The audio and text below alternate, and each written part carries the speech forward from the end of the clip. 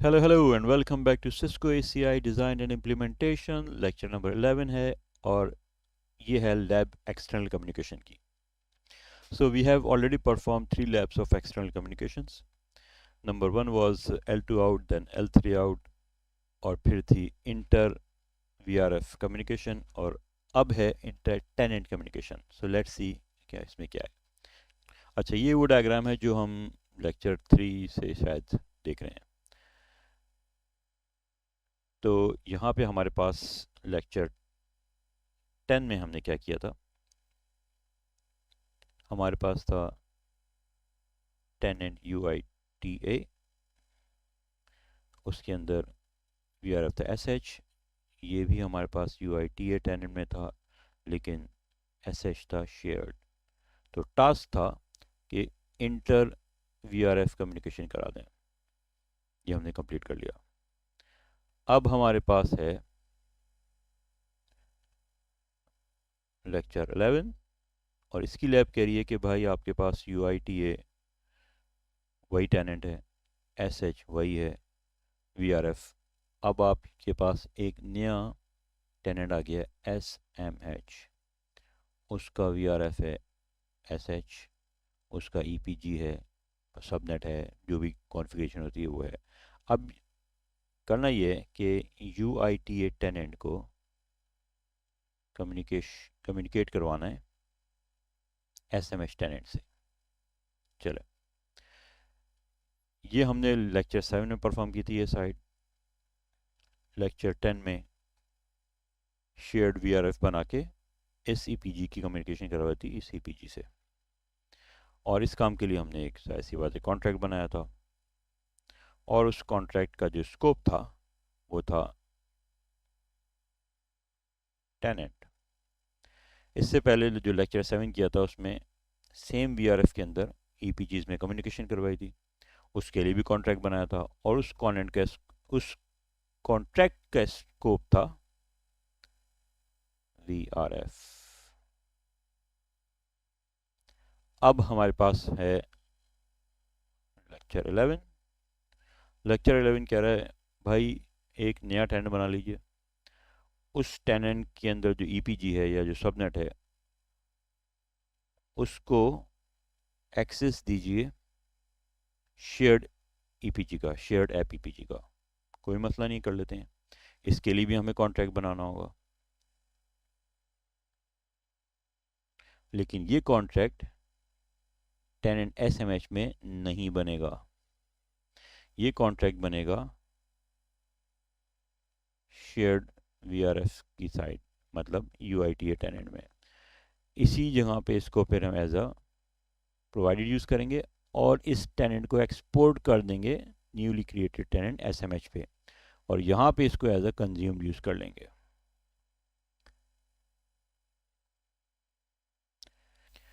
और इस कॉन्ट्रैक्ट का जो स्कोप होगा वो होगा ग्लोबल. इस कॉन्ट्रैक्ट का स्कोप ग्लोबल होगा. फिर जो हम सबनेट बनाएंगे. अच्छा, लेक्चर 7 और लेक्चर 11 के अंदर जो लैब्स हैं वो ऑलमोस्ट सेम है. डिफरेंस एक तो ये है कॉन्ट्रैक्ट का जो मैंने बताया, और सेकंड डिफरेंस है कि जो सबनेट का स्कोप होगा वो एडवर्टाइज एक्सटर्नली और शेयर्ड बिटवीन VRF सेलेक्ट करेंगे. ये सेल्फ एक्सप्लेनेटरी है. शेयर्ड बिटवीन VRF मतलब कि हमारे पास 2 VRF हैं, उनके बिटवीन शेयरिंग हो रही है. और एडवर्टाइज एक्सटर्नली मतलब कि हमारे पास जो टेनेंट है कम्युनिकेशन उसके बाहर दूसरे टेनेंट से हो रही है. ठीक है. तो उसके बाद ये चीज़ मैं ऑलरेडी एक्सप्लेन कर चुका हूँ. Provider side will use the contract as provided, मैंने बताया था यहाँ पे अभी. फिर provided side tenant UITA will export contract to consumer side SMH, ये भी मैंने बताया था यहाँ पे. And last point is consumer side SMH will use exported contract as a consumed contract, ये यहाँ पे बताया मैंने. तो अब देखते हैं कि हमारे पास कॉन्फ़िगरेशन क्या है. जो कुछ मैंने अभी एक्सप्लेन किया है इस डायग्राम में, ये मैं जब लैब परफॉर्म कर लेंगे तो दोबारा एक्सप्लेन करूँगा. ओके, तो ये हमारी लैब है. इसके अंदर हमारे पास जो स्टेप्स हैं, पहले स्टेप टेनेंट बनाना है. पहले भी हम ये काम कर चुके हैं। सेकेंड स्टेप VRF पहले भी कर चुके हैं। थर्ड स्टेप ब्रिज डोमेन और पहले भी कर चुके हैं। फोर्थ स्टेप भी कर चुके हैं। डिफरेंस ये है हमारे पास स्कोप का। उसके बाद एप्लीकेशन प्रोफाइल बनाएंगे, फिर सिक्स स्टेप होगा EPG बनाएंगे, सेवन्थ स्टेप में पोर्ट असाइन करेंगे और VLAN बनाएंगे। अभी तक जितना काम हो रहा है ना वो सब SMH हमने पहले बनाया, और जितना काम हो रहा है वो सब SMH के अंदर हो रहा है, इस SMH टेनेंट के अंदर हो रहा है। अब नेक्स्ट स्टेप ये मैं पहले ही बता चुका हूँ कि जो कॉन्ट्रैक्ट बनाएंगे वो UITA के अंदर बनाएंगे, उसके बाद उसको एक्सपोर्ट कर देंगे SMH की तरफ, और उसी कॉन्ट्रैक्ट को UITA के अंदर एज अ प्रोवाइडेड यूज़ करेंगे, और जब वो एक्सपोर्ट हो जाएगा SMH टेनेंट में तो उसको वहाँ पे एज अ कंज्यूम्ड यूज़ कर लेंगे। ओके, तो अब मैं डी क्लाउड को लॉगिन करता हूँ और लैब स्टार्ट करते हैं। सबसे पहले हमने बनाया था टेनेंट UITA लेक्चर नंबर 7 में। उसके बाद नेटवर्किंग में हमने VRF बनाए, ये लेक्चर 7 में बनाया था, और शेयर्ड वाला लेक्चर 10 में बनाया था। उससे पहले L2 L3 की भी कॉन्फ़िगरेशन की थी जो कि इस वक्त इररेलेवेंट है, तो मैं उसमें नहीं जा रहा हूँ।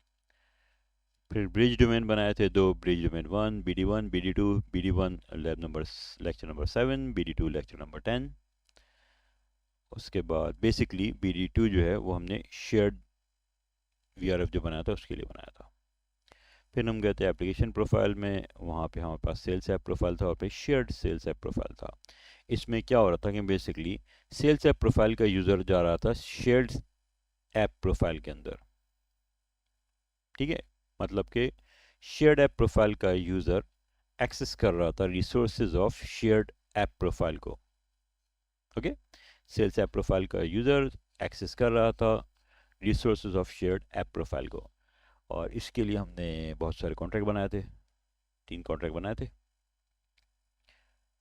शेयर्ड ऐप एक्सेस जो है वो कॉन्ट्रैक्ट है शेयर्ड ऐप प्रोफाइल के लिए। उसके बाद और क्या किया था, फिर जाके हमने कॉन्ट्रैक्ट को अप्लाई किया था, कॉल किया था EPGs के अंदर। तो ये ब्रीफली मैंने बताया कि हम अभी तक क्या कर चुके हैं 2 लैब्स में, क्योंकि वो दोनों लैब्स यहाँ पे रेलिवेंट हैं, एक ये रही और एक ये रही। अब स्टार्ट करते हैं लैब को। ओके, तो लैब स्टार्ट करते हैं। लैब स्टार्ट करने से पहले मैंने इस पेज का प्रिंट आउट, इसका प्रिंट आउट और फिजिकल टोपोलॉजी का प्रिंट आउट निकाल के रखा हुआ है। तो इससे फ़ायदा ये होता है कि लैब स्मूथली परफॉर्म हो जाती है। तो स्टार्ट करते हैं। पहला स्टेप है टेनेंट क्रिएट करना है, and the name of the tenant is SMH। Submit. Now second step is to create VRF SH। VRF का नाम है, मैं ब्रिज डोमेन यहाँ से नहीं बना रहा, और ब्रिज डोमेन में बनाऊंगा यहाँ से right click, create bridge domain, and bridge domain is BD-3.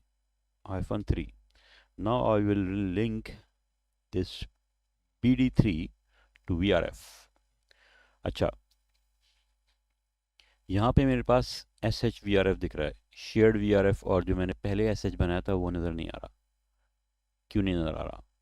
इसलिए नहीं आ रहा क्योंकि वो मैंने डिफरेंट टेनेंट में बनाया था। इस टेनेंट में मुझे इस टेनेंट का ही ब्रिज डोमेन नज़र आएगा। Right, next. अब मैं यहाँ से भी सबनेट बना सकता हूँ, लेकिन मैं यहाँ से नहीं बनाऊँगा। मैं बनाऊँगा सबनेट ब्रिज डोमेन BD3 में जाके राइट क्लिक किया सबनेट पे यहाँ से, and this is our step number 4। Step number 1 था टेनेंट बनाना, सेकंड था VRF, थर्ड था bridge domain, and the fourth one is to create a subnet. Subnet बनाने के लिए मैं गेटवे IP दूंगा, सबनेट नहीं दूंगा। जब मैं गेटवे IP दूंगा तो ये खुद ही सबनेट उठा लेगा इसमें से, राइट। ओके, यहाँ पे जो इम्पोर्टेंट बिट है वो मैं पहले भी बता चुका हूँ कि scope of subnet advertised externally और शेयर्ड बिटवीन वीआरएफ सेलेक्ट करेंगे। क्यों करेंगे? इसलिए क्योंकि जब भी इंटर टेनेंट कम्युनिकेशन होती है तो एडवर्टाइज्ड एक्सटर्नली सेलेक्ट करना होता है, और जब भी कम्युनिकेशन हो रही है बिटवीन टू वीआरएफ्स, भले वो एक ही वीआरएफ में हो, एक ही टेनेंट में हो या डिफरेंट टेनेंट में हो, हम शेयर्ड बिटवीन वीआरएफ सेलेक्ट करेंगे।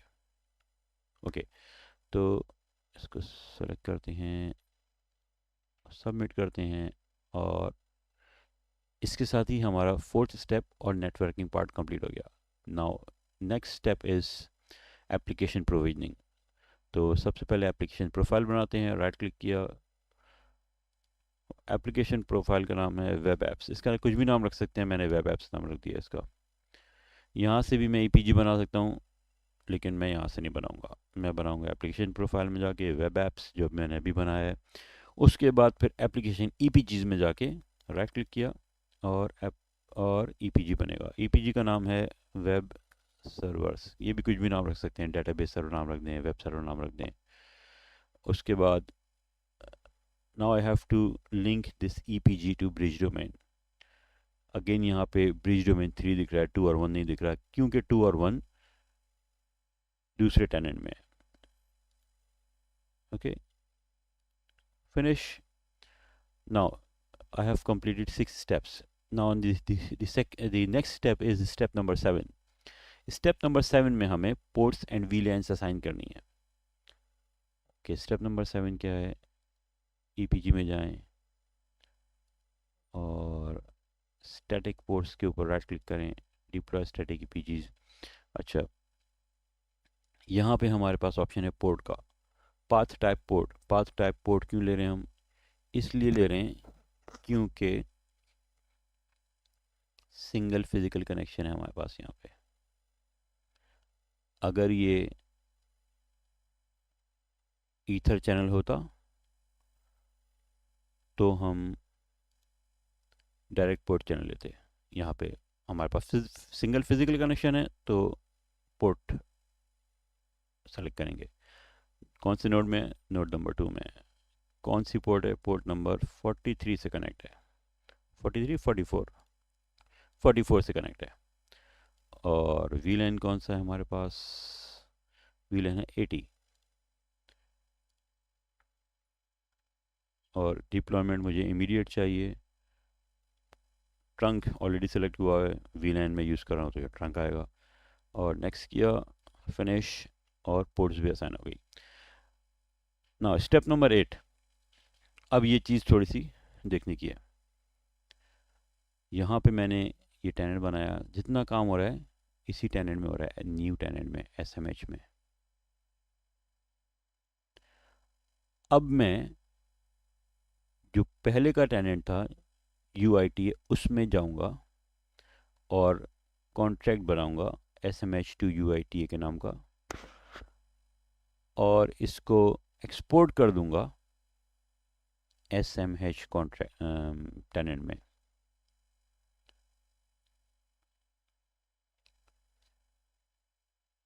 जैसे मैंने पहले बताया था, कम्युनिकेशन लैब नंबर 10 में कम्युनिकेशन इस डायरेक्शन में हो रही थी, और इस लैब में कम्युनिकेशन इस डायरेक्शन में होगी।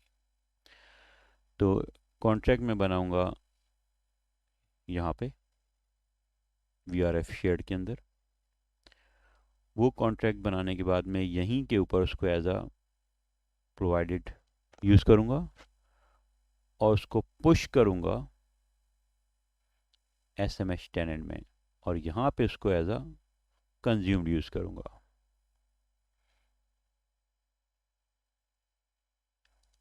Okay, now let's create a contract in UITA tenant। यहाँ मैं गया UITA tenant में जाऊँगा, फिर कॉन्ट्रैक्ट में गया, यहाँ पे स्टैंडर्ड टू कॉन्ट्रैक्ट बनाएंगे। अच्छा, यहाँ पे मैं पहले भी फ़िल्टर बना सकता हूँ, लेकिन मैं नहीं बना रहा फ़िल्टर, जो मेरे पास ऑलरेडी बने हुए वही यूज़ कर लूँगा। स्टैंडर्ड पे गया, क्रिएट टेनेंट, टेनेंट का नाम है SMH to UITA access। अब यहाँ पे ये देखना है कि इसका स्कोप क्या लेना है।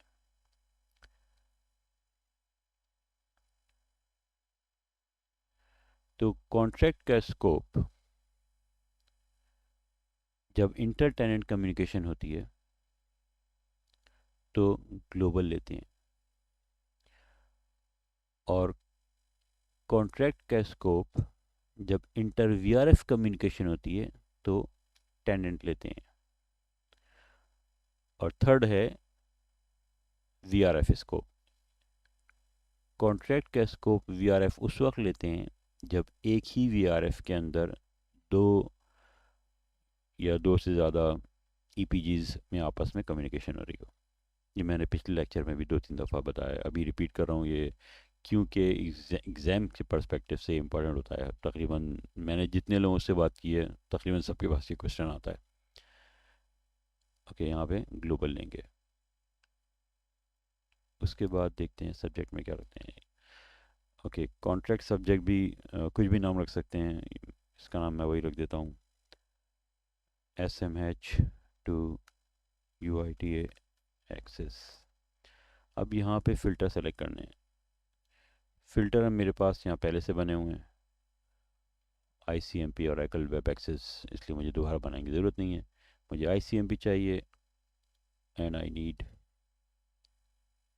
डेटाबेस के लिए है Oracle। ओके, तो ये मेरे पास यहाँ पे एक और कॉन्ट्रैक्ट आ गया।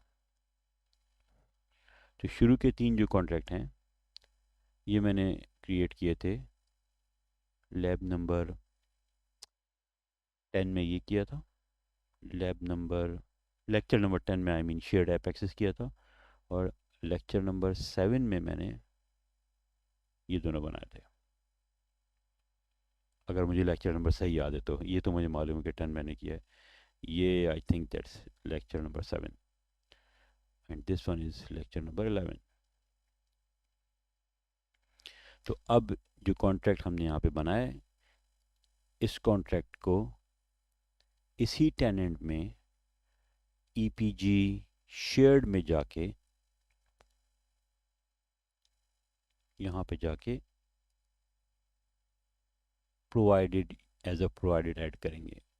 प्रोवाइडेड क्यों करेंगे? क्योंकि जो डेस्टिनेशन होती है या वो साइट जो रिसोर्सेज या सर्विसेज प्रोवाइड कर रही होती है, एक्सेस दे रही होती है अपना, वो प्रोवाइडेड कॉन्ट्रैक्ट यूज़ करती है। यहाँ पे देखते हैं कहाँ गया SMH to UIT access. Okay, अभी एक स्टेप रह गया है, और वो है इसी कॉन्ट्रैक्ट को एक्सपोर्ट करना है, जो कि है स्टेप नंबर 9। तो बेसिकली मैंने स्टेप 10 पहले कर दिया और स्टेप 9 बाद में कर रहा हूँ, इसमें कोई प्रॉब्लम नहीं है। आप पहले प्रोवाइडेड कर दें और बाद में पुश करें, या पहले एक्सपोर्ट कर दें और बाद में प्रोवाइडेड कॉन्फ़िगर करें, तो इसमें कोई प्रॉब्लम नहीं है। तो स्टैंडर्ड में गए, SMH to UIT एक्सेस मैंने बनाया था, इस पर राइट क्लिक किया और एक्सपोर्ट कॉन्ट्रैक्ट, स्टेप नंबर 9 है ये। अब जो एक्सपोर्ट कॉन्ट्रैक्ट जब करेंगे तो उसका एक नाम रख देंगे, उसका नाम मैं रख देता हूँ इंटर टेनेंट DB एक्सेस। ये जो मैं नाम रख रहा हूँ ना, अब जब मैं इसको एक्सपोर्ट करूँगा SMH टेनेंट में, तो मुझे वहाँ पे इसी नाम से दिखेगा। अब ये कह रहा है भाई कौन सी टेनेंट में एक्सपोर्ट करना है, इतने सारे टेनेंट बने हुए हैं। मैंने कहा भाई मुझे SMH में करना है, जो मैंने अभी क्रिएट किया है। ओके, तो अब जाते हैं SMH टेनेंट में, और अप्लाई कहाँ पे करना है मुझे, वेब एप्स एप्लीकेशन EPGs, ये जो मैं काम कर रहा हूँ ये स्टेप नंबर 11 है। वेब सर्वर्स कॉन्ट्रैक्ट में राइट क्लिक किया। अच्छा, यहाँ पे मैं इसको ऐड अ कंज्यूम्ड कॉन्ट्रैक्ट यूज़ करूँगा, करके देखते हैं क्या होता है। यहाँ पे नहीं दिख रहा, क्यों? क्योंकि अगर ये लोकली क्रिएटेड कॉन्ट्रैक्ट होता तो मुझे यहाँ पे दिख जाता। मुझे यहाँ पे कॉन्ट्रैक्ट को एज अ कंज्यूम्ड ही यूज़ करना है, लेकिन क्योंकि ये एक्सपोर्ट हुआ हुआ है तो ये आएगा under add consumed contract interface में। ये रहा, ये कॉन्ट्रैक्ट मैंने UITA टेनेंट में क्रिएट करके एक्सपोर्ट कर दिया है SMH टेनेंट को। और एक्सपोर्टेड टेनेंट जो है वो सिर्फ दिखता है ऐड कंज्यूम्ड कॉन्ट्रैक्ट इंटरफेस के अंदर। ओके, इसको ऐड करते हैं और ये लैब कंप्लीट हो गई। 12 मिनट और 30 सेकंड में लैब कंप्लीट हुई है। ओके, तो हर दफ़ा मैं ये कहता हूँ unfortunately we can not test labs, क्योंकि हमारा सिमुलेटर है, उस सिमुलेटर में टेस्टिंग अलाउ नहीं है, इसकी लिमिटेशन है। आई विश की होती तो हम टेस्ट कर लेते। अब एक नज़र रिकैप करते हैं कि हमने इस लैब में क्या परफॉर्म किया है, क्या टास्क था, हमने क्या अचीव किया है। ओके, ज़रा क्लीनिंग कर दें। अच्छा, मैंने यहाँ पे मार्क कर दिया कि कहाँ पे किस लेक्चर में ये वाला काम किया था। तो लेक्चर नंबर 7 में हमने टेनेंट बनाया था, VRF बनाया, ब्रिज डोमेन बनाया, और ये जो हमने 3 EPGs बनाए थे इनकी बिटवीन कम्युनिकेशन करा दी थी कॉन्ट्रैक्ट बना के। ठीक है, इसके बीच में कॉन्ट्रैक्ट था और कम्युनिकेशन करवा दी थी हमने। उसके बाद हमारे पास लेक्चर नंबर 10 आ गया। लेक्चर 7 के बाद हमारे पास 8 और 9 था, जो L2 आउट और L3 आउट था। वो यहाँ पे रेलिवेंट नहीं है तो मैं उसका जिक्र नहीं कर रहा। उसके बाद लेक्चर नंबर 10 में हमारे पास टास्क था कि हमें इंटर VLAN कम्युनिकेशन करवानी थी, सॉरी इंटर VRF कम्युनिकेशन करवानी थी। तो ये VRF पहले से बना हुआ था हमारे पास, हमने एक और VRF शेयर के नाम का बनाया, और जो डायरेक्शन थी वो ये थी। और यहाँ पे हमने सेल्स सेल्स FE को एक्सेस दिया था शेयर्ड VRF के अंदर, जो हमारा EPG शेयर्ड ऐप EPG है उसके लिए हमने कॉन्ट्रैक्ट बनाया, क्योंकि EPG टू EPG कम्युनिकेशन हो रही है। और इस कॉन्ट्रैक्ट का स्कोप था टेनेंट।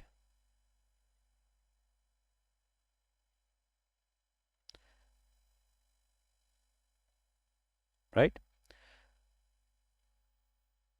यहाँ पे हमारी लैब 10 कंप्लीट हुई थी।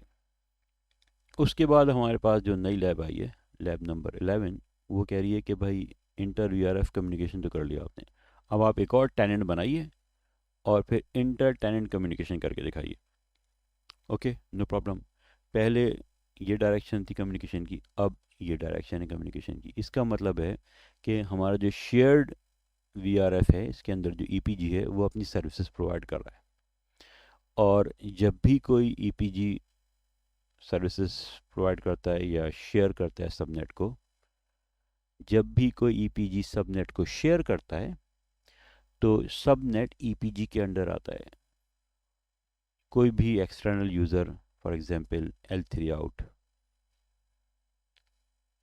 आउट या हमारा डिफरेंट VRF या डिफरेंट टेनेंट जब एक्सेस करेगा सबनेट को, तो वो सबनेट EPG के अंडर होना चाहिए।